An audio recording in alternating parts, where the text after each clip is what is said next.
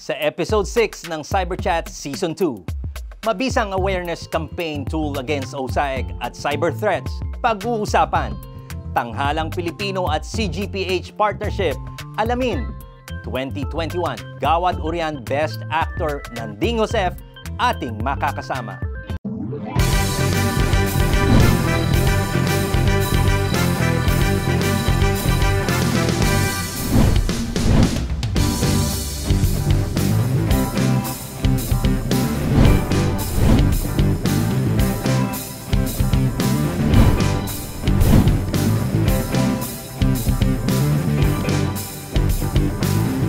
Kasama ninyo sa makuluhang talakayan.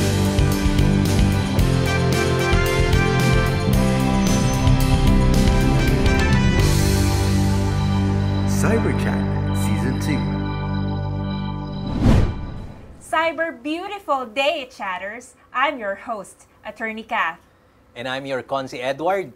A blessed day para sa ating lahat sa 6th episode ng CyberChat Season 2. Alam nyo, kanina on the way to the studio, naisip ko lang, we are more than halfway through Season 2 of CyberChat. But there's so much we have not yet touched on and still have to talk about. Attorney Kath, ibig sabihin lang yan, ang dami pa nating topics na naka-reserve for Season 3, 4, 5, 6, and so on.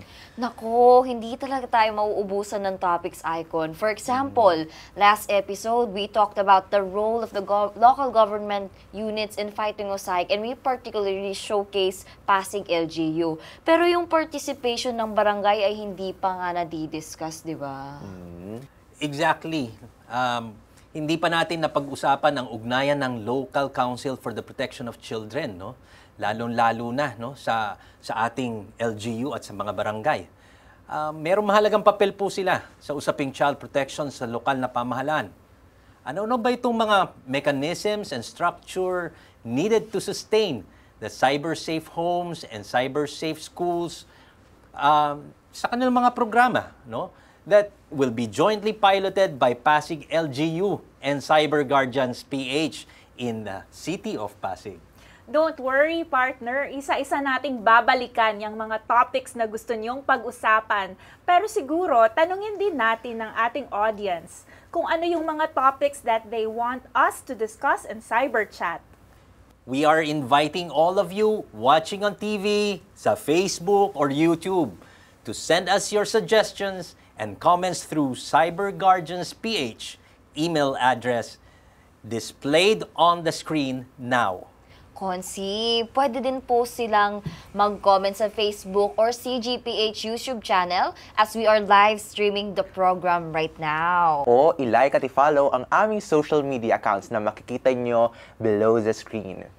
Icon Lay, we had with us last episode Councilor Angelo De Leon of Pasig City, and she talked about the Pasig LGU CGPH Memorandum of Agreement. Para sa mga viewers natin who missed last episode, what is it that you look forward to about this MOA?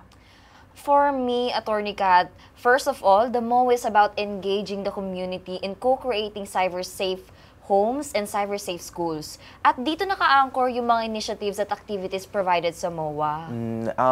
Sa akin naman, in my own understanding, upon reading the MOA, it aims to create first the structure and mechanism to ensure that the cyber-safe homes and cyber-safe schools programs implemented are sustainable. Yan po yung palagay ko na kaabang-abang dito sa MOA na ito. At sana ito ay pwedeng maging framework or template that can be used by other LGUs to engage their constituents in co-creating safer cyberspace. Teka, mukhang maganda yung sinabi mo, Icon. Having worked with several LGUs for long, alam ko kung gaano kahirap magpatupad, lalo na yung maipagpatuloy ang mga programa ng LGU sa mga komunidad, at sa iba't ibang mga purok niya, ng barangay. Okay? Kung paano ito gagawin sa Pasig, ay mangangailangan ng isang dynamic leadership from top hanggang sa mga barangay.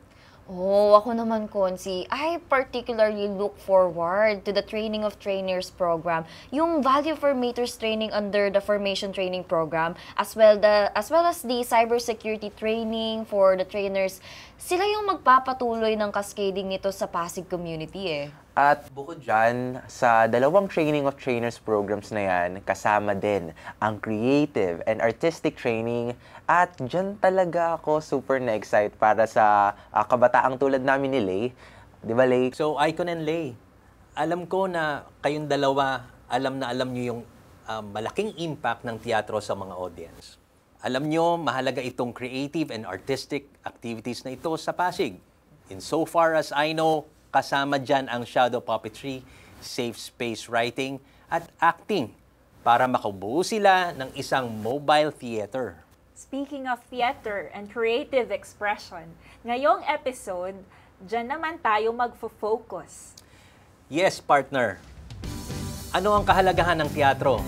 Pag-uusapan natin ngayong episode sa hashtag Fighting Cyber Threats Through Theater. Kami po ay magbabalik dito lamang sa Cyber Chat Season 2.